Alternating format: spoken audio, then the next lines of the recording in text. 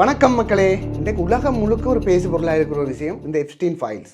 இது வெளியாகி 35 லட்சம் பக்கங்கள், 2000க்கும் மேற்பட்ட வீடியோக்கள், 1,80,000க்கும் மேற்பட்ட புகைப்படங்கள் இப்படி சொல்லப்படுது. இன்னும் வெளியாக இருக்கிற பக்கங்கள் கூட இன்னும் ஒரு 30 லட்சம் வரலாம்னு சொல்லப்படுது. இந்த விஷயங்களை பற்றி ஒரு பேசு பொருளாக இருக்குது. உலகம் எல்லாம் வந்து இதை பற்றி கதைச்சு கொண்டிருக்கணும். நான் இந்த விஷயங்கள் சம்மந்தமாக இதுவரைக்கும் பெருசாக கதைக்கையில் ஒரு டீட்டெயிலான ஒரு காணொலியோடு வரணுமென்று நினைச்சேன். நான் இந்த எப்ஸ்டீன் சொல்லப்படுற அந்த பாலியல் குற்றவாளி அந்த 2019 சிறைக்குள்ளே தற்கொலை செய்து கொண்டார் என்ற அந்த மர்மங்கள், இலுமினாட்டிகள் என்று சொல்லப்படுற ஆக்களார் இந்த உலகத்தை ஒரு குறிப்பிட்ட ஒரு குரூப் தான் ஆண்டு கொண்டு இருக்குதா? உண்மையாக அந்த எப்ஸ்டீன் என்று சொல்லப்படுற ஆள் மட்டும்தான் சூத்துறது அறியா? ஒரு தனிப்பட்ட ஒரு தீவை ஒரு தனி நபர் வந்து சொந்தமாக வைத்துக்கொண்டு உலக பிரபலங்களை அழைக்கின்றார். அவர் ஒரு மிகவும் செல்வாக்குமிக்க நபர் என்று எங்களுக்கு இந்த உலகம் வந்து பாடம் கற்பிக்கின்றது. இதை நாங்கள் நம்ப வேண்டுமா? 1947 ஆண்டிலேயே ஒரு பெரிய அணுவாயுதத்தை கண்டுபிடித்த வல்லரசாகிய அமெரிக்காவுக்கு பக்கத்தை 1000 கிலோமீட்டர் தூரத்தில் இந்த ஒரு தீவை வைத்துக்கொண்டு ஒரு தனிநபர் இவ்வளவு அட்டூழியங்கள் அல்லது அராஜகங்களை செய்து கொண்டு இருக்கிறார். இது உண்மையாக நடந்ததா? இந்த எப்ஸ்டீன் என்று சொல்லப்படுற அந்த நபரோடு இருந்த அந்த கிளென் மேக்ஸ்வெல் அல்லது கெஸ்லின் மேக்ஸ்வெல் என்று சொல்லப்படுற அந்த பெண்ணினுடைய பின்னணி என்ன?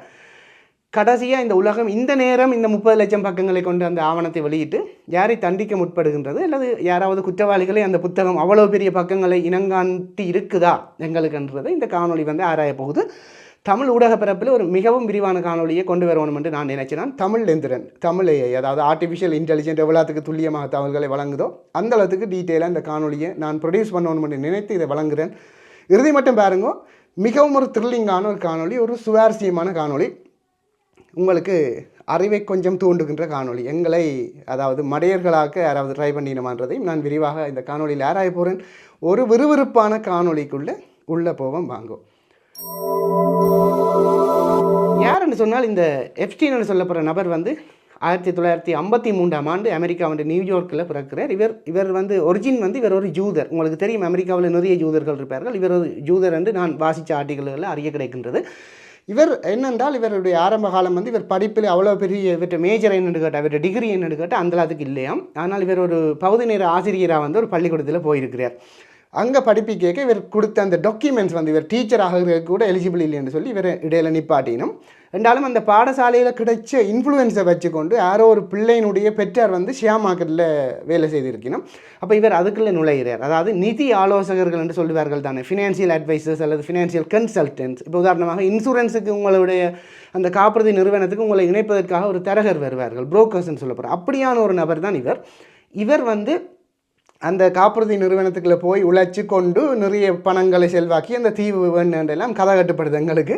இதை பற்றி எங்களுக்கு சொல்லப்பட்ட உண்மையான அந்த தகவல்கள் என்ன, ஆனால் இது இப்படித்தான் இருக்குமான்னு சொல்லி நான் உங்களுடைய அறிவை தூண்ட போகிறேன்.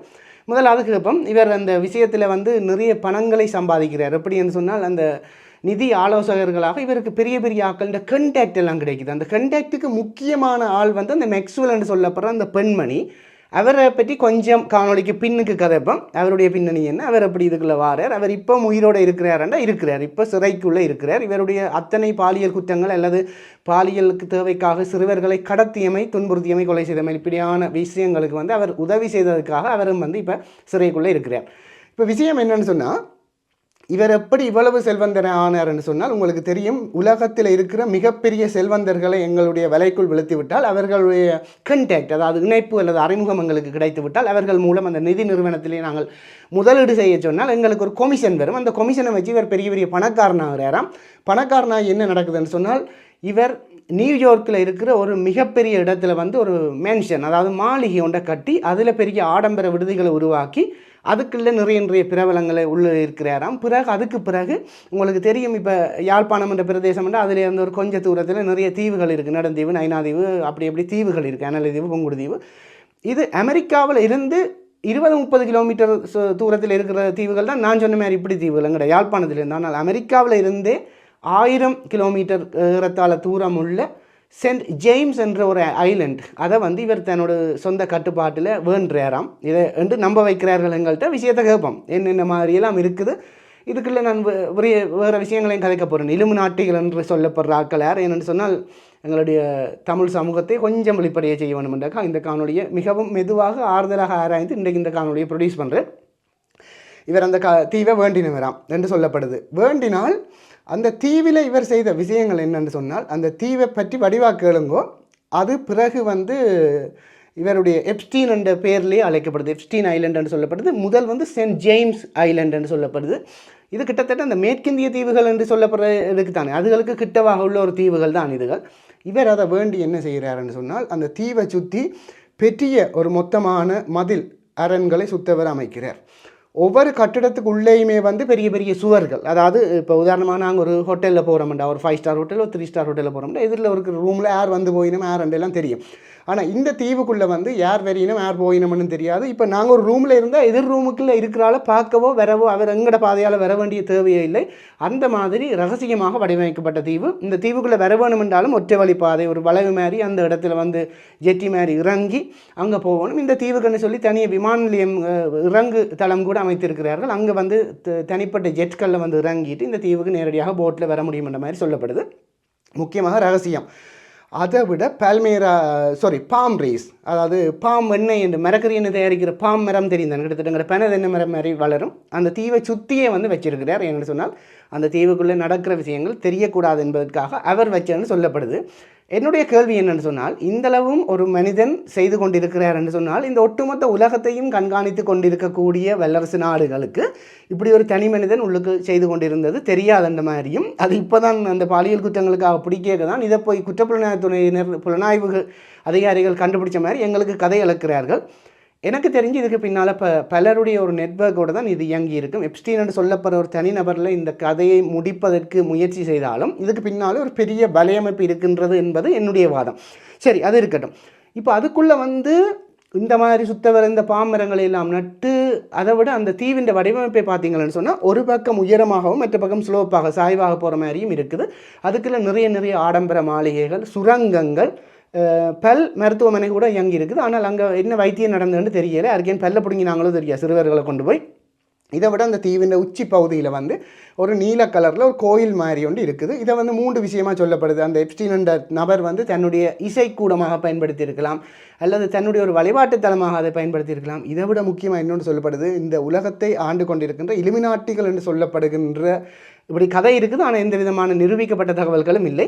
அவர்கள் அந்த இடத்திலே நரபலி அல்லது மனிதர்களை கொன்று பலி தீர்க்கின்ற அல்லது நர மாமிசத்தை உண்பதற்காக அந்த வேலையை செய்கிற ஒரு இடமாக அது இருந்திருக்கலாம்னு சொல்லப்படுது. ஆனால் என்றாலும் உறுதிப்படுத்துகிற தகவல் எதுவும் இல்லை. உங்களுக்கு தெரியும், இப்போ வெளியிட்டிருக்கிற புத்தகம் எல்லாமே வந்து எனக்கு தெரிஞ்சு இவ்வளவு இப்போ அதில் யாராவது குற்றவாளிகளை இனங்காட்டி இருக்கிறார்களா, அல்லது அதில் இவர் தான் பிரச்சனைக்குரிய ஆளுன்னு சொன்னால் இல்லை. அதில் சில இடங்களை வந்து பிளர் பண்ணியிருக்கிறார்கள் கருப்பு மையாலை. அதுக்கு அவர்கள் சொல்லியிருக்க விளக்கம் வந்து இவர்களுடைய பெயரை வெளியிட்டால் அமெரிக்க அரசாங்கத்தினுடைய நற்பெயருக்கும் அமெரிக்க நாட்டு மக்களினுடைய நற்பெயருக்கும் களங்கம் அல்லது அவர்களுடைய கீர்த்திக்கு அபகீர்த்தி ஏற்படுத்தும் விதமாக இருக்கும் என்றதால் நாங்கள் பிளர் பண்ணியிருக்க வேண்டும். பிறகு அந்த ரிப்போர்ட்டை விட்டு நீங்கள் இந்த நேரத்தில் ஒரு 30 செகண்ட் ரீல்ஸை தான் ஒரு ஆள் பார்க்கலாம்ன்ற மாதிரி உலகம் வந்து சுருங்கிட்டு, அந்த இடத்துக்கு கன்சன்ட்ரேஷன் பவர் இல்லாத ஒரு நேரத்தில் 35 லட்சம் பக்கங்களுடைய புத்தகத்தை வெளியிடுறதாலேயோ, 2000 வீடியோக்கள் இருக்குன்னு சொல்லப்படுறதாலேயோ, 1,80,000 புகைப்படங்கள் அதில் இருக்குன்னு சொல்கிறதாலேயோ இந்த உலகத்தில் என்ன சலசலப்பு ஏற்பட போகிறன்றதை பார்க்குற நீங்கள் தான் சொல்ல வேணும். சரி, இப்போ அதுக்குள்ளே இவர் அந்த தீவை கட்டிட்டு என்ன செய்தார்ன்னு சொன்னால், இலுமினாட்டிகளை பற்றி கொஞ்சம் பின்னுக்கு கதைப்போம். அவர் யாரென்றெல்லாம் நான் உங்களுக்கு விளங்கப்படுத்துகிறேன்.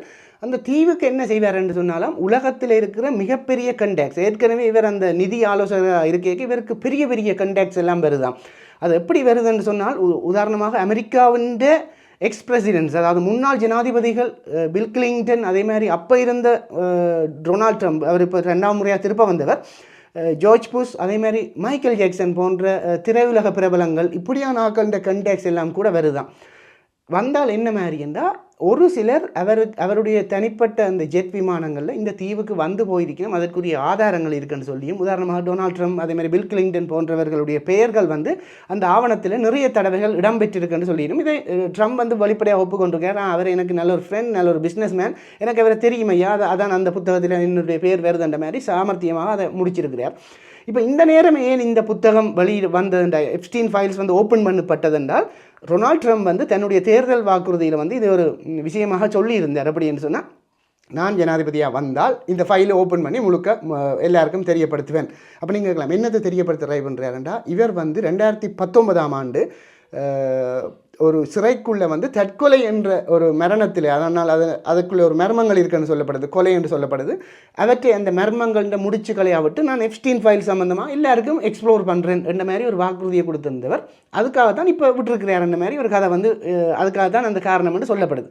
சரி, இப்போ இப்படியான பிரபலங்கள் வந்து அங்கே வரியினம்னு சொல்லப்படுது. அங்கே வந்துட்டு அங்கே வந்தால் அவர்களுக்கு என்ன வழங்கப்படும் என்றால் அவர்களுக்கு சுகபோக வாழ்க்கை, அவர்கள் விரும்பின உணவை உண்ணலாம், விரும்பின பெண்களுடன் உறவு கொள்ளலாம், இப்படியான மது மாதங்கிற ஊர் பாசையில் சொன்னால் தண்ணியையும் கொடுத்து பொம்பளையிலையும் கொடுத்து அவர்களுடைய இன்பங்களை அனுபவிக்க விட்டிருக்கிறார் இந்த எப்ஸ்டீன் என்று சொல்லப்படுற நபர்.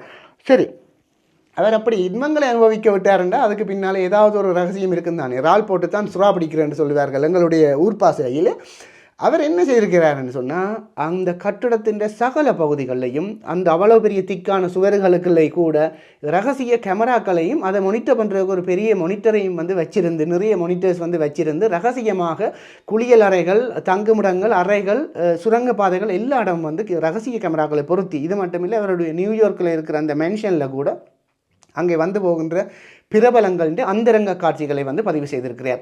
இந்த இடத்துக்கு பெண்களை கொண்டு வந்திருக்கிறார் எப்படி என்று சொன்னால், உதாரணமாக அமெரிக்காவில் கூட வறியவர்கள் இருப்பார்கள், உங்களுக்கு தெரியும், மிக அழகான பெண்களையும் முக்கியமாக சிறுமிகள் 18 வயதுக்கு குறைந்த அல்லது 16 வயதுக்கு குறைந்த சின்ன பிள்ளைகளை கொண்டு வந்து, பொம்பளை பிள்ளைகளை அதிகமாக ஆண்களையும் பயன்படுத்தி இருக்கிறாக தகவல் வந்திருக்கு இந்த அந்த ஆவணங்களில். என்ன செய்திருக்கிறாருன்னு சொன்னால் அவர்களை போய் ஆசை வார்த்தைகளை ஊட்டுறது. உதாரணமாக இப்படி எப்ஸ்டீன் ஐலண்ட் ஒன்று இருக்குது, அங்கே வாரீங்களா, அங்கே நல்ல கிளப் எல்லாம் இருக்குது, அங்கே டான்ஸ் பண்ணலாம், இந்தந்த இடங்களுக்கு போகலாம். உதாரணமாக இப்போ நான் ஒரு ஊருக்குள்ளே இருக்கிறேன், எனக்கு கொழும்பே தெரியாதுன்னு வைப்பேன். கொழும்பே தெரியாத என்ன கொண்டு போய் நான் லண்டனுக்கு கொண்டு போகிறேன், பாரிஸுக்கு கொண்டு போகிறேன், சிங்கப்பூருக்கு கொண்டு போகிறேன், தாய்லாந்துக்கு கொண்டு போகிறேன், என்னை ஒரு அவருடைய விமானத்தில் சுற்றி காட்டிட்டு அங்கே வேலை கெடுத்தால் என்னுடைய மனநிலை எப்படி இருக்கும், இப்படி ஒரு மனுஷனுடைய வேலை செய்ய வேணுமென்ற மாதிரி ஆசை வார்த்தைகளை கூட்டி அந்த பெண்களை வந்து கவர்ந்து உங்களுக்கு ஒரு பேமெண்ட் நான் தரேன், நீங்கள் வாங்குவோன்னு சொல்லி, உங்களுக்கு தெரியும் அங்கே வந்து செக்ஷுவல் அந்த மாதிரியான ரிலேஷன்ஷிப், லிவிங் டுகெதர் அப்படியான விஷயங்கள் எல்லாம் நார்மல். அப்போ சாதாரணமாக அந்த பாலியல் தேவைக்காக அந்த பெண்களை வேலைக்குள்ளே விழுத்தி அங்கே கொண்டு போய் துன்புறுத்தல்கள் இடம்பெற்றது மட்டுமில்லை, ஆரோட இவர் அந்த சிறுமிகளை விட்டேன்னு சொன்னால் உலகத்தில் இருக்கிற நான் சொன்ன மாதிரியான இப்படியான பிரபலங்களோட விட்டது மட்டுமில்லை, ஒரு சிலர் வெளியில் வந்து உண்மைகளை சொல்லிடுவார்கள் என்றதுக்காக ரகசிய ஒப்பந்தங்கள், அதாவது ஒரு அக்ரிமெண்ட்டில் சைன் பண்ணுறது, வெளியில் போய் கதைச்சாண்டா போட்டு தள்ளிடுவோம், அந்த மாதிரியான ஒரு விஷயங்களை செய்துட்டு தான் வெளியில் விடுபட்டிருக்குது. இதில் வந்து பெருசாக உண்மையாக மாட்டினது யாருன்னு சொன்னால் பிரித்தானிய இளவரசர் அன்ட்ரூ வந்து அவருடைய புகைப்படம் வந்து ஒரு சிறுமி வந்து தரையில் படுத்திருக்கிறார், இவர் மேலே ஏறுற ஏதோ ஒரு அவள் டச் பண்ணுற மாதிரி அந்த மாதிரி ஒரு புகைப்படம் வழியாகி ஆரம்பத்திலேயே சர்ச்சையை கிளப்பினது. இதே மாதிரி கணக்கப்பேற்ற படங்கள் இருக்குன்னு சொல்லப்படுது. இதை பற்றி வெளியில் கதைச்சாக நிறைய பேரை ரகசியமாக முடிச்சும் இருக்கிறோம். உதாரணமாக மைக்கேல் ஜாக்சனுடைய மரணத்துக்கு பல காரணங்கள் சொல்லப்படுது. அவர் ஒரு பிரபல ஒலி வெளியீட்டு நிறுவனம், ஒரு சவுண்ட் ட்ராக்கை வந்து முந்தியன்னு சொன்னால் அந்த இசையமைப்பாளர்கள் விடுவார்கள். இப்போ உங்களுக்கு தெரியும் ஒரு பிரபல ஒலி நிறுவனம் அதை வாங்கும், அந்த அவர்களுக்குள்ள ஒரு பிஸ்னஸ் டீல், அவர்களும் இந்த இலுமினாட்டிகளோட சம்மந்தப்பட்டவர்கள், அவைக்குள்ள அந்த ரகசியங்களை வெளியில் வந்து சொல்ல வலிக்கிட்டதால தான் இவரை வந்து முடித்ததுன்ற ஒரு கதை இருக்குது. இன்னொரு கதை இருக்குது, இவர் சிறுவர்களை பாலியல் ரீதியாக துன்புறுத்தினவர் அப்படி இப்படின்னு சொல்லி லைட்டாக கதைகளை விட்டவை. ஏன்னு சொன்னால் முதல்ல இப்படியான இடங்களில் விட்டு வீடியோக்களை எடுத்து வச்சுட்டு அவர்களுடைய டாஸ்க்கை இவைகிட்ட சொல்லி செய்ய சொல்லுவினோம். அப்படி இல்லைன்னு சொன்னால் அந்த வீடியோக்களை வெளியிடுற மாதிரி இருக்கும். யோசித்து பாருங்கோ, உலகத்தில் இருக்கிற மிகப்பெரிய வல்லரசு நாடுகளின் தலைவர்களை கூட இங்கே உள்ளிருக்கிறார்கள் என்றால் என்னுடைய கேள்வி என்னென்னு சொன்னால், இப்படியான உலகத்தையே ஆளுகின்ற ஒரு ரகசிய கும்பல் இருக்கின்றதா என்றதான் என்னுடைய கேள்வி. இதை பற்றி அரசியல் புரசலாக பேச்சுக்கள் உண்டு. அதாவது இலுமினாட்டிகள் என்று சொல்லப்படுகின்ற ஒரு 13 ஃபேமிலி உலகத்தில் இருக்கிற அவர் தான் இந்த உலகத்தில் இருக்கிற பிரபல குடிவானங்களின் சொந்தக்காரர்கள், பிரபல கம்பெனிகளின் சொந்தக்காரர்கள், பிரபல சோடா நிறுவனங்கள், பிரபல சாப்பாடுகள். நான் என்னென்னத்தை சொல்கிறேன்னு யோசிச்சு பாருங்கள். எல்லாமே ஒரு குறிப்பிட்ட சொசைட்டியினுடையது தான் என்று சொல்லப்படுகிறது. அவர்கள் நினைத்ததை இந்த உலகத்தின் எந்த மூலையிலும் செயற்படுத்துவார்கள். அதற்குரிய ஏஜெண்டாக அந்த நாட்டினுடைய அதிபர்களை கூட அவர்கள் வைத்திருப்பார்கள். அப்போ இதுக்கு பின்னால் இது உண்மையாக, இது எப்படி சாத்தியம் என்று பலர் ஆராய்ந்தது உண்டு. இப்போ உதாரணமாக இந்த கதை வந்து வெளியாகினா பிறகு உண்மையாக அப்படி ஒரு கன்செப்ட் இருக்குது தானே. உதாரணமாக முந்தியெல்லாம் வந்து இவர்களுக்கே ஒரு ஃபைல் தனியை வச்சிருந்திருக்கிறார்கள் என்றால் பாருங்களேன், உலக பிரபலங்கள், உலக ஜனாதிபதிகளுக்கு எல்லாமே இப்படி எல்லாம் அவர்களுடைய ஓட்டு மாட்டுக்கு விட்டுட்டு அவர்களுடைய ஆவணங்களை கையகப்படுத்தி வைத்திருக்கிறது. இப்போ நீங்கள் சொன்னால் நம்ப மாட்டீங்கள், நீங்கள் பார்த்து கொண்டிருக்கிற எல்லாரை பற்றியுமே ரகசிய ஆவணங்கள் அவர்கள்ட்ட இருக்கும். எப்படின்னு சொன்னால் எங்களுடைய இமெயிலில் வைத்து நாங்கள் ஆட்ட போஸ்ட்டுக்கு லைக் பண்ணுறோம், நாங்கள் யாரோட கதைக்கிறோம், நாங்கள் வாட்ஸ்அப்பில் யாரோட கதைக்கிறோம், நாங்கள் என்ன பிஸ்னஸில் ஈடுபடுறோம், நாங்கள் எந்த பொருட்களை விரும்புகிறோம் என்று எங்களை பற்றி தனித்தனி ஃபைல்கள் இருக்கும். இது உண்மை. அப்போ இந்த உலகம் ஒரு ரகசிய கும்பல்களால் ஆளப்பட்டு கொண்டிருக்கின்றதான்றது வந்து என்னுடைய ஒரு கேள்வி. இதுதான் அந்த இலுமினாட்டி என்ற கன்செப்ட். இவர்கள் உதாரணமாக ஒரு நாட்டினுடைய கலாச்சார மாற்றங்களை கூட ஏற்படுத்தக்கூடியதாக அந்த நாட்டினுடைய நடிகர்கள், அந்த நாட்டினுடைய தொலைக்காட்சி நிறுவனங்களை கூட கையகப்படுத்தி வைத்திருப்பார்கள். உதாரணமாக நான் சொல்கிற பிரபலமான தொலைக்காட்சி நிகழ்ச்சிகள் பாருங்கள், சொல்ல விரும்பல, ஒரு கண்ணுண்டி அடையாளம் போட்டு அந்த மாதிரி நடுவில் சிக்கி சிக்கி சிக்கி சிக்கி அந்த அவர்கள் அதுக்கு வருகின்றவர்கள் அந்த அவர்களுடைய டாஸ்கை அதனூடாக செயற்படுத்தி அந்த பிரதேசத்தில் கலாச்சார மொழி மாற்றம் எல்லாம் பிஸ்னஸ் எல்லாமே மாற்றத்தை செய்யக்கூடிய மாதிரி இந்த உலகம் வந்து வடிவமைக்கப்பட்டிருக்குது. இது சம்மந்தமாக நிறைய திரைப்படங்களும் வந்திருக்குது. நான் இதில் ஆக டீட்டெயிலாக சொல்ல இயலாத என்னென்னு சொன்னால் கிட்டத்தட்ட அவர்களுடைய களத்திலிருந்து அவர்களுடைய தோளிலிருந்து அவர்களுடைய களத்திலே இலக்கு வைப்பது போன்ற மாதிரியான ஒரு கதை தான் நான் அப்படி கதைத்தால் இருக்கும். ஸோ அதை பற்றி நான் கதைக்க விரும்பல, உங்களுடைய அறிவை தோன்றதுக்காக நான் இதை சொல்கிறேன். உலகத்தில் இப்படி தான் இப்படியான இரகசிய கும்பலால் இந்த உலகம் ஆளப்பட்டு கொண்டிருக்கின்றதுன்றது இன்னும் மிகுந்த சர்ச்சை எழுப்புது. ஏனென்று சொன்னால் உலகத்தில் மிகப்பெரிய செல்வந்தர்களோடு அங்கே போய் வந்திருக்கிறார்கள். உதாரணமாக பில் கேட்ஸ், அதே மாதிரி எலான் மஸ்க் அவர்களுடைய பெயர் கூட அடிபட்டிருக்குது. அது அப்போ என்ன சொல்ல வரேன் என்று சொன்னால் அந்த உலகத்தை இன்ஃப்ளூயன்ஸ் பண்ணக்கூடிய பர்சன்ஸ் எல்லாம் இங்கே ஒருமித்த புள்ளியிலே வெறுமனே ஒரு எப்ஸ்டீன் என்ற ஒரு நபரிலே குவிக்கப்படுகின்றதா என்றால் நான் அதை ஏற்றுக்கொள்ள மாட்டேன். ஏன்னு சொன்னால் உலகத்தில் இருக்கிற ஒட்டுமொத்த சுரங்கத்தை இருக்கிற தீவிரவாத கும்பல்களை கூட தேடி அழிக்கக்கூடிய வல்லமையில் இருக்கிற இந்த வல்லரசுகள் இவர் இப்படியான ஒரு தனிநபர், ஒரு பணக்காரன் இந்த உலகத்தில் உள்ள எல்லோரையும் கையகப்படுத்தி வைத்திருக்கிறார்கள். அது இல்லை, அது அவர் அப்படி வைத்திருக்கிறார், அவர் தான் டிசிஷன் மேக்கர்னா இல்லை. இதையும் தாண்டி எப்ஸ்டீன் என்று சொல்லப்படுற தனிநபரில் குவிக்கப்பட்டிருக்கின்ற அந்த பிரச்சனைகள் ஒரு கும்பல் சார்ந்து உண்மையாக யூட்டிலைஸ் பண்ணப்பட வேண்டிய ஒரு பிரச்சனை. அது ஒரு கும்பல் ஒன்று இயங்கி கொண்டிருக்கிறது. எப்ஸ்டீன் கருவியாக பயன்படுத்தப்பட்டிருக்கிறார். அவர் சில தகவல்களை வெளியே கொண்டு வருவார் என்று சொல்லி கொலை செய்யப்பட்டிருக்கிறார். அதுதான் உண்மை. அவர் தற்கொலை செய்யவில்லை என்றது என்னுடைய வாதம். ஏனென்று சொன்னால் இந்த எப்ஸ்டீனுடைய கதையை நான் சொல்லி கொண்டிருக்கிறேன்.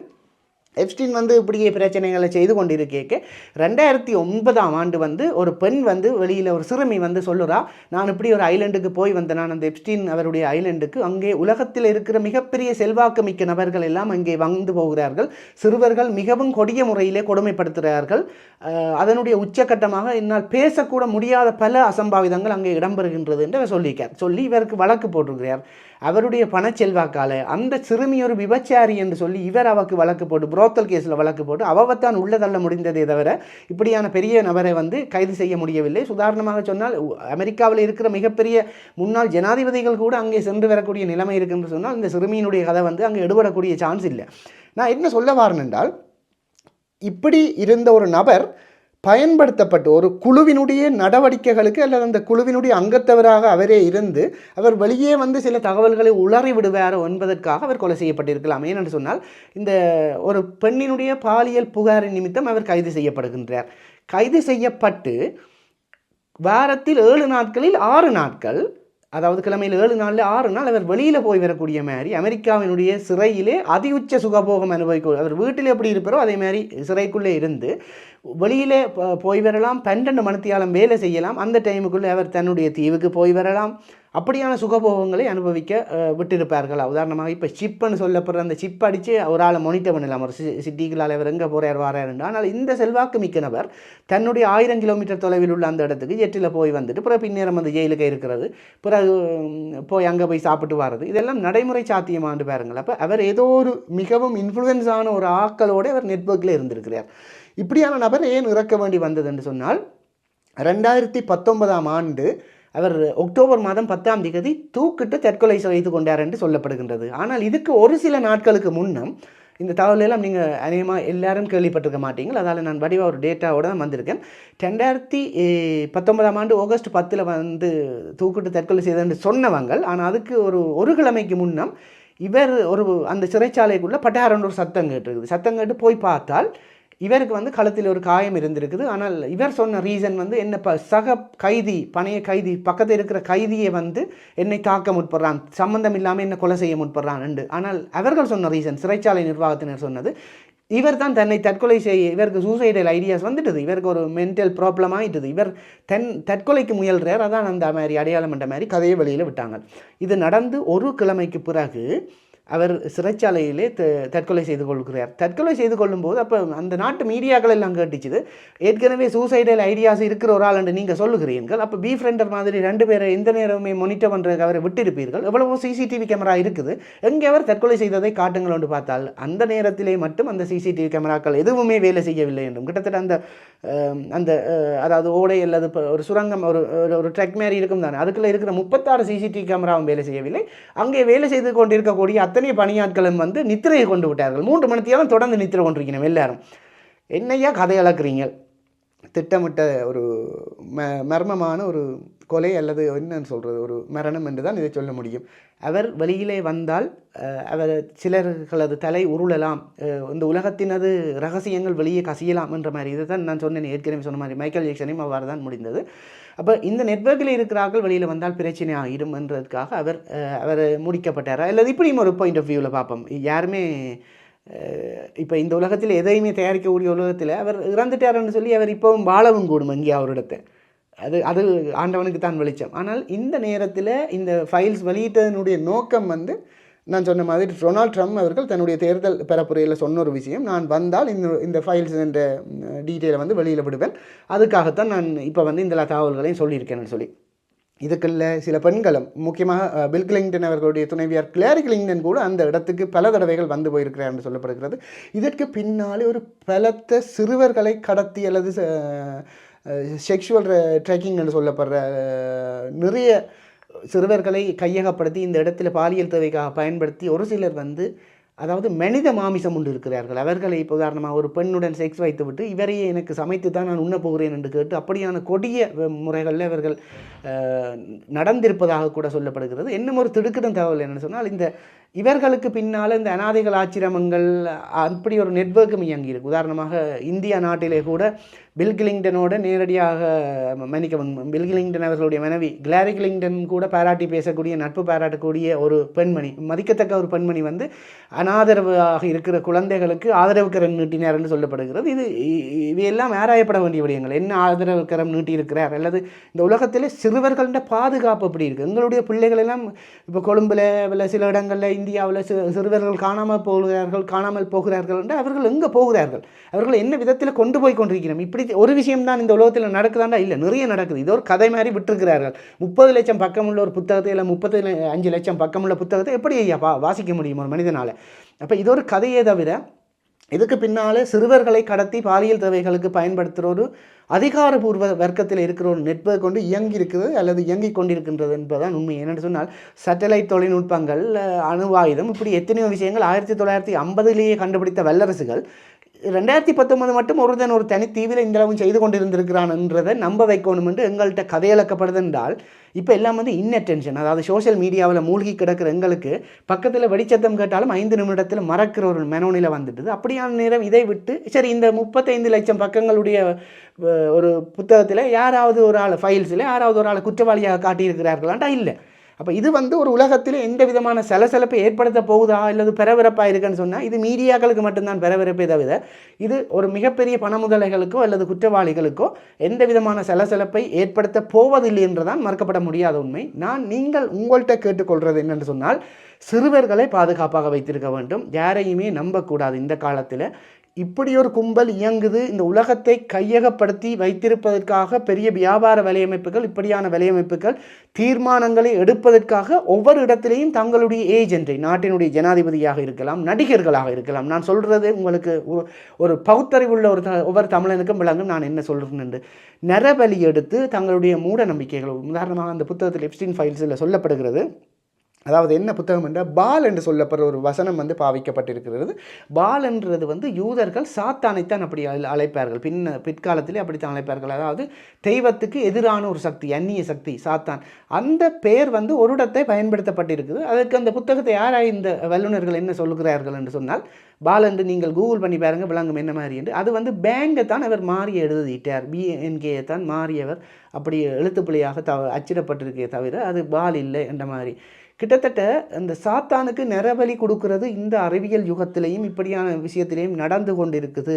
உலகத்தில் சில முடிவுகளை எடுக்கிறதுக்காக இப்படி விஷயங்களை செய்து கொண்டிருக்கிறார்கள் என்றது வந்து ஒரு உண்மையான விஷயமா இருக்குது. இதுக்கிடையில் நான் அந்த மேக்ஸ்வெல் என்ற பெண்மணியை பற்றி சொல்ல வேண்டும். இந்த மேக்ஸ்வெல் வந்து அமெரிக்கா இல்லை. எப்ஸ்டீன் வந்து எப்படி அமெரிக்காவோ அதேமாதிரி மேக்ஸ்வெல் என்ற பெண்மணி வந்து யூகே யுனைடெட் கிங்டமில் பிறந்தவ. இவ வந்து ஆக்ஸ்போர்ட் அந்த அந்த பிராந்தியத்தில் ஆக்ஸ்போர்ட் யூனிவர்சிட்டி உங்களுக்கு தெரியும், படிப்புக்கு பேர் போன ஒரு இடம் லண்டனில் இந்த காணொலியை பார்த்து கொண்டிருக்கிற ஆக்களுக்கு விளங்கும். அந்த ஒரு ரிச்சான ஃபேமிலிக்கு பிறந்தவ. அவள் எவ்வளவுத்துக்கு ரிச்சஸ்ட்னு சொன்னால் அவள் பிறந்த டைமில் அவள் இருந்த அந்த பேலஸில் வந்து 50 ரூம் இருந்ததாம். யோசிச்சு பாருங்க. ஒரு ஒரு ஒரு டெண்டரை உள்ள வீட்டுக்கு பிறந்த நாங்களே கொஞ்சம் தெனாவட்டு காட்டுவோம், ஒரு கொட்டில் வீட்டிலையோ இல்லை சாதாரணமாக பிறந்ததை விட. ஒரு 50 ரூம் இருக்கிற ஒரு இடத்தை பிறந்தால் தான் அவனுடைய அப்பா வந்து அவங்க ஒரு பிஸ்னஸ் மாதிரியான ஒரு தொழில். அவரை ஒரு உளவாளி என்று கூட சொல்லப்படுது. இந்த மேக்ஸ்வெல் என்ற கிளென் மேக்ஸ்வெல் என்ற பெண்ணினுடைய அப்பா வந்து இந்த ஊர்வலியெல்லாம் அந்த இப்போ பட்டிக்கு கொடுத்துட்டான், அப்படி கொடுத்துட்டான், இப்படி கொடுத்துட்டான்னு சொல்லி சும்மா பேர் அடிபடும் தானே, அப்படி உழைச்சவங்க இப்படி உழைச்சவங்க. அதே மாதிரி அவர்களுக்கு வந்து ஃபினான்ஷியல் ரீதியாக பேர் கட்டு போக தங்களுடைய ஃபினான்சியல் ஸ்டேபிலிட்டிக்காக அவர்கள் அமெரிக்காவுக்கு வந்து மைக்ரேட் ஆகிறார்கள். அங்கே ஒரு கிளப்பில் தான் இப்போ இப்படியான இந்த மேக்ஸ்வெல் என்ற பெண்மணியினுடைய தந்தையாருக்கும் எப்ஸ்டீனுக்கும் தொடர்பு வருது. பின்னர் அவர் தன்னுடைய மகளை அறிமுகப்படுத்தி வைக்க மகள் வந்து மிகவும் இன்ஃப்ளூயன்ஸ். இவர் அமெரிக்காவில் எப்படி இன்ஃப்ளூயன்ஸோ அது இவ வந்து யூகேல இன்ஃப்ளூயன்ஸ். உதாரணமாக பிரிட்டிஷினுடைய இளவரசர்களை கூட அறிமுகப்படுத்தி வைக்கிற அளவுக்கு கூட அவர்களுடைய திறமை உங்களுக்கு தெரியும். ஒசாமா பின் லாடன் அதேமாதிரி மிகவும் செல்வாக்கு மிக்க நபர்கள் எல்லாம் வந்து ஆக்ஸ்போர்ட் யூனிவர்சிட்டியில் படித்தார்கள் என்று கூட ஒரு கதை இருக்குது. வெள்ள மாளிகைக்கு கூட ஒசாமா பின் லாடன் போய் வந்தார் என்று கூட கதை இருக்குது. இதுகளை பற்றி வேறு ஒரு நாளைக்கு கதைப்போம். அதாவது இந்த உலகத்தில் இந்த சீக்ரெட் சொசைட்டியில் இலுமினாட்டிகள் தாங்களே தங்களுக்கு தேவையானவர்களை உருவாக்கி பின்னர் எதிரியாக்கி அழிப்பது வந்து வரலாறு என்று சொல்லப்படுகிறது. வரலாறு தெரிந்தவர்களுக்கு விளங்கும். நான் இதை பற்றி ஒரு நாளுமே காணொலியில் கதைக்கல, இன்றைக்கு கதைக்கிறேன். அப்போ இவ என்ன செய்கிறான்டா, இந்த மேக்ஸ்வெல் என்ற பெண்மணி பெரிய பெரிய கண்டாக்ட்ஸை இவருக்கு கொடுக்குறா. இவர் வந்து அவர்களுடைய நிதி ஆலோசனைகளுக்காக இப்படி என்னுடைய நிறுவனத்தில் அல்லது நான் பணியாற்றுகின்ற நிறுவனத்தில் இன்வெஸ்ட் பண்ணுறீங்களா என்று சொல்லி அவர்களை லொக் பண்ணி ஒரு மாதிரி விலைக்குள்ளே விழுத்தி பிறகு தன்னுடைய தீவுக்கு வாங்க, பாட்டிக்கு வாங்க, அங்கே வாங்கன்னு சொல்லி இப்படியான இளம் சிறுமிகளை பாலியல் இச்சைக்காக கொடுத்து அவர்களுக்கு சிலருக்கு அந்த சிறுமிகளை உணவாக கூட கொடுத்த குழந்தைகளை நரமாமிசம் கொடுத்ததாக கூட அந்த தகவல்கள் இருக்குது. எதுவுமே வந்து உறுதிப்படுத்திய ஒரு எவிடன்ஸும் இல்லை, ஆனால் இருக்குது என்றால் பிறகு என்ன கதை நீங்கள் விளங்கிக் கொள்ளுவீர்கள். அப்போ இவர் அப்படி எல்லாத்தையும் வந்து வீடியோ எடுத்துட்டு அங்கே கூப்பிட்டு பிறகு அவர்களை தங்களை விலைக்குள்ளே விழுத்தி தங்களுடைய தான் சொல்கிற டாஸ்க்களை செய்கிறது. உதாரணமாக இன்னாரை பிடிச்சிட்டிங்களா விடுங்க, உடனே ரிலீஸ் பண்ணுங்கள், இன்ன இடத்துல இன்னும் பிஸ்னஸ் கம்பெனி வருதா அவைக்கு அப்ரூவலை கொடுங்க, இன்னும் கட்டிடம் வருதா கொடுங்க, அது காட்ட முடினேன்னு நாட்டை அழிச்சேன்னு குளத்தை முடினேன்னு அப்ரூவலை கொடுங்க. இந்த இடத்துல தான் நான் சொல்கிறேன், இது வந்து எப்ஸ்டீன்ன்றவர் உலகத்தை ஆளையில். இதுக்கு பின்னால் ஒரு ரகசிய கும்பல் இவரூடாக இந்த டாஸ்க்குகளை செய்திருக்குது என்றுதான். இவரூடாகவா அல்லது இதுக்கு பின்னால் நிறைய விஷயங்கள் இருக்கான்றதை வந்து நீங்கள் பார்வையாளர்கள் தான் யோசிக்க வேண்டும். இப்படியெல்லாம் சொல்லி அந்த மேக்ஸ்வெல் என்ற பெண்மணி வந்து இவரோட ஒன்றா இருந்திருக்கிறார். ஆனால் அவர்கள் லிவிங் டுகெதரில் இருந்திருக்கிறார்கள், திருமணம் செய்து கொள்ள முயற்சித்திருக்கிறார்கள். எங்கேயுமே வந்து திருமணம் செய்ததற்கான ஆதாரம் இல்லை. ஆனால் 2 பேரும் ஒன்றா இருந்திருக்கணும், ஒருக்கா யோசிச்சிருக்கணும் நாங்கள் ஒரு குழந்தையை பெற்றுக்கொள்ள முடியுமோன்று. இவருக்கு அதீத ஆசைகள் இருந்திருக்குது. இந்த எப்ஸ்டீன் என்றவர் மேக்ஸ்வெல்லோடு சேர்ந்து யோசிச்சிருக்கிறார். இவருடைய இந்தளவு பாலியல் குற்றச்சாட்டுகளுக்கும் அவள் உடந்தை என்று சொல்லப்படுகிறது. அதால் அவள் இட்ட வரைக்கும் சிறையில் இருக்கிறாள். அவள் வந்து இன்னும் விடுதலை செய்யப்படவில்லை. ஆனால் அவவும் ஒரு டீல் ஒன்று வச்சிருக்கிறாள்.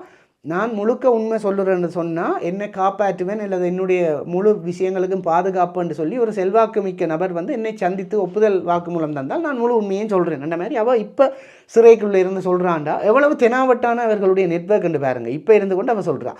சரி, விஷயம் என்னென்றால் அவரையே முடித்தவங்கள் தானே எப்ஸ்டீன்ன்றவர்.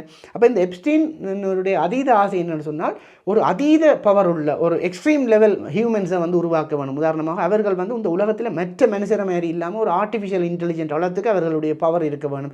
அப்போ ஒரே நேரத்தில் பல பெண்களோட தொடர்பு கொண்டு உறவு வைத்து அவர்களை கற்பமாக்கி அவர்களது அந்த குழந்தைகளை பெற்று இப்படியாக உருவாக்க வேணும் என்று ஆசைப்பட்டிருக்கிறார். அது நடந்துச்சோ இல்லையோன்றது தெரியாது. ஆனால் இந்த இடத்துல ஒரு பல் மருத்துவமனை இருந்திருக்குது. ஆனால் அங்கே வச்சு பல்லு பிடுங்கினக்கான ஆதாரங்கள் ஒன்றும் இல்லை. அப்போ சில வயதானவர்களுக்கு ஏதாவது தேவைக்கு பல்லு பிடுங்கப்பட்டதா அல்லது சில பேர் கொடுமைப்படுத்தப்பட்டார்களா அல்லது நான் சொல்லப்படுகின்ற அந்த நரபலி அல்லது அந்த பால் என்று சொல்லப்படுற அந்த தெய்வத்துக்கு ஏதாவது விஷயங்கள் செய்யப்பட்டிருக்கா என்னன்னு தெரியாது. ஒரு ரகசிய சுரங்கங்கள் பல இருந்திருக்குது.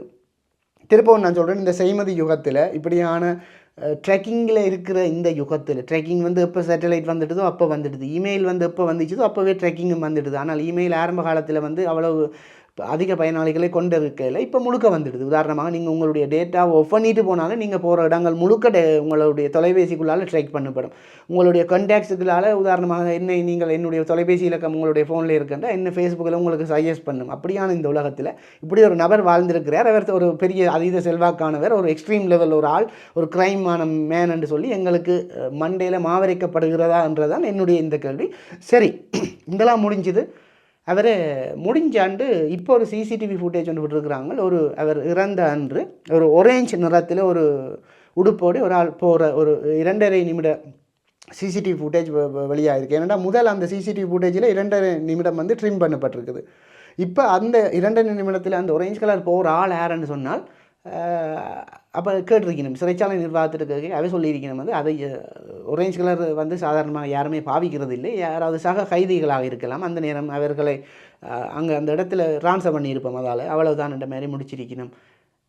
இந்த எப்ஸ்டீன் என்றவர் ஜெஃப்ரி எப்ஸ்டீன் உண்மையிலேயே தற்கொலை செய்து கொண்டாரா அல்லது கொலை செய்யப்பட்டாரா என்பதற்கு உங்களுக்கு விடை கிடைத்திருக்கும் என்னுடைய இந்த காணொலியூடாக.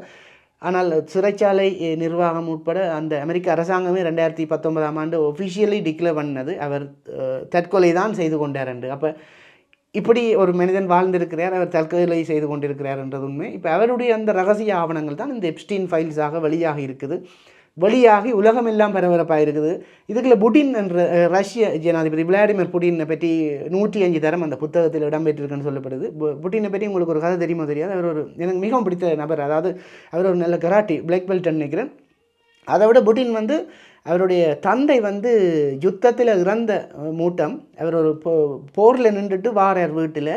நிறைய பொடியியல் அதுக்குள்ளே இருக்குது. அதுக்குள்ளே ஒரு தெரிஞ்ச பெண்மணியின் கால் மாதிரி ஒரு கொலுசு கட்டினதோ ஆவரணம் கட்டின பொடி ஒன்று அதுக்கு இருந்திருக்குது. அவர் உடனே போய் அதையும் பார்த்துட்டு வீட்டுக்கு போய் பார்த்தா அவருடைய மனைவியை காணையில். இங்கே வந்து அந்த பிணங்களை எல்லாத்தையும் இறக்கிட்டு பார்த்தா அது தன்னுடைய மனைவியார் அவள் குற்றுயிரில் இருந்திருக்கிறான். அவள் பின்னர் காப்பாற்றப்பட்டு பிறகு அவர்களுக்கு பிறந்த குழந்தை தான் இந்த விளாடிமிர் புட்டின். அந்த புட்டினை பற்றி இதில் 105 மன்னிக்க வேண்டும் 1005 தடவைகள் பேர் குறிப்பிடப்பட்டிருக்குது. ஆனால் அந்த புத்தகத்தை ஆராய்ந்தவர்கள் சொல்லியிருக்கிறார். அந்த ஜெஃப்ரி எப்ஸ்டீன் வந்து எழுதியிருக்கிறார், ஐ நெவர் மெட் ஹிம் என்று எழுதியிருக்கிறார். அதை நான் ஒரு காலமே அவரை சந்தித்ததில்லை. ஆனால் இவருக்கு வளையம் போட ட்ரை பண்ணியிருக்கிறார். இவர் ஒருக்கா விழுத்தி தங்களுடைய தேவைகளை அல்லது அந்த நாட்டுகளை பிரயோகிப்பதற்காக ட்ரை பண்ணியிருக்கலாம், அல்லது வந்து போனதோ தெரியாது. ஆனால் அப்படி ஒரு வசனம் அதில் இருக்குது, ஐ நெவர் மெட் ஹிம் என்று. விளாடிமிர் புட்டின் அவர்களை பற்றியும் அந்த எப்ஸ்டீன் எழுதிய அந்த புத்தகத்தில் இருக்குது. ஆனால் அவர் அங்கே வந்து போனதற்கான ஆதாரங்கள் இல்லை. இப்படி கணக்கு இலங்கை இந்தியா தொடர்பான பேர்களும் அடிபட்டிருக்குது. ஆனால் அந்த டூரிசம் சம்மந்தப்பட்ட அடிபட்டிருக்கே தவிர இங்கேருந்து யாராவது அங்கே போனார்கள் என்ற வேறையான ஆவணங்கள் வந்து அதில் இல்லை. உலகத்தில் ஒரு மிகப்பெரிய செல்வாக்கு மிக்க ஒரு நபர்கிட்ட உலகத்தின் மிகப்பெரிய ஜனாதிபதிகள் கூட ஒரு ஜெட்டில் தனித்தீவுக்கு பயணம் செய்து பாட்டியில் பங்கு பெற்றி இருக்கிறார்கள் அங்கே. ஆனால் அவர்கள் கிரைமில் ஈடுபட்டதற்கான ஆதாரங்கள் இல்லை. ஆனால் அவர்கள் பாட்டியில் பங்கு பெற்றி இருக்கக்கூடிய அந்த நபர் ஒரு கிரைம் பின்னணியுடையவர். முக்கியமாக சிறுவர்களை கடத்தி பாலியல் இச்சைகளுக்கு தானும் பயன்படுத்தி வருகின்ற விருந்தினர்களுக்கும் கொடுக்கக்கூடியவர்கள், அதை காணொலியாக்கம் செய்து வைத்திருக்கக்கூடியவர் என்ற தகவல் எல்லாம் இந்த நேரம் பரபரப்பாக வந்து கொண்டிருக்கேக்க என்ன அதிர்வுகளை ஏற்படுத்த போகுதுன்னு சொன்னால் சிம்பிளாக நான் சொல்லுவா உண்டு, இதெல்லாம் வெறும் ஜுஜுப்பி. இது ஒரு சும்மா ஒரு சலசலப்பை ஏற்படுத்துமே தவிர இது காலத்துக்கு காலம் இப்படி இடக்கிற ஒவ்வொன்று பேருங்கள். என்ன எப்ஸ்டீன் ஃபைல்ஸ் ஒன்று வந்தது, முந்தி விக்கிலீக்ஸ் ஒன்று வந்தது, எதிர்காலத்தில் இன்னும் ஒன்று வரும். ஆனால் மிகப்பெரிய முதலைகள் தாங்கள் செய்ய வேண்டியவற்றை தாங்கள் சாதிக்க வேண்டியவற்றை செய்து கொண்டு தான் இருப்பார்கள். நாங்கள் அவர்களது அடிமைகள் தான், அதில் எந்த விதமான மாற்றமும் இல்லை. உணர்ந்தவன் பிஸ்தா. இந்த உலகத்தில் தமிழன் 2வது கட்டிக்காரன், உலகத்தில் தமிழன் 2வது கட்டிக்காரன். ஆனால் அவன் ஒற்றுமையாக இருக்காதால அவனுக்கு எந்த பலம் இல்லை என்று பொதுவாக கதைக்கிறது உண்டு என்று கதைப்பார்கள். 1வது கட்டிக்காரன் யார் என்று சொன்னால் யூதர்கள். அதாவது யூதர்கள் வந்து ஒரு மிகவும் கட்டிக்கார இனம். அவர்களால் எல்லாத்தையும் கண்ட்ரோல் பண்ண முடியும். அவர்கள் மிகவும் கட்டிக்காரர்கள் என்று சொல்லுவார்கள். ஏன் நீங்கள் நிறுவனம் இதை சொல்கிறீங்களன்னு சொன்னால் எல்லாம் ஒரு காரணத்தோடான். மீண்டும் இன்னொரு நல்ல காணொலியில் சந்திப்போம். மறக்காமல் இந்த காணொலியில் உங்களுக்கு ஒரு இன்ட்ரெஸ்டிங்காக நிறைய விஷயங்களை பகிர்ந்திருக்குது. மற்றவர்களுக்கு கதைக்காத நிறைய விடயப்பரப்புகளை இந்த எப்ஸ்டீன் ஃபைல்ஸ் ஊடாக இந்த விடயத்தை கதைத்திருக்கிறீர்கள் என்று சொன்னால் மற்றவர்களுக்கு மறக்காமல் ஷேர் பண்ணி என்னுடைய நற்குணராஜா நிருபன் என்ற முகப்புத்தக பக்கத்தையும் தமிழ் எந்திரன் என்ற யூடியூப் தளத்தையும் மறக்காமல் பின்தொடர்ந்தால் இப்படியான நிறைய அறிவுபூர்வமான காணொலிகளை நீங்கள் கண்டுகளிக்கலாம் என்று கூறிக்கொண்டு, மறக்காமல் இந்த காணொலியை பகிர்ந்து உங்களுடைய கருத்துக்களையும் மறக்காமல் கூறிக்கொண்டு, சப்ஸ்கிரைப் பண்ணாமல் பார்க்குறார்கள் சப்ஸ்கிரைப் பண்ணி போட்டு பாருங்கோ, அப்போ தான் எனக்கும் ஒரு மோட்டிவேஷனாக இருக்கும் என்று கூறி இந்த காணொலியிலிருந்து விடைபெற்றுக் கொள்கின்றேன். உங்களுடைய கருத்தை மறக்காமல் சொல்லிட்டு போங்கோ. எப்ஸ்டீன் ஃபைல்ஸ் எப்படி கிளியராக விளங்கிச்சா, ஏதாவது சந்தேகம் இருந்தால் கேளுங்க, நான் காணொலியாக பதிவிடுவேன்.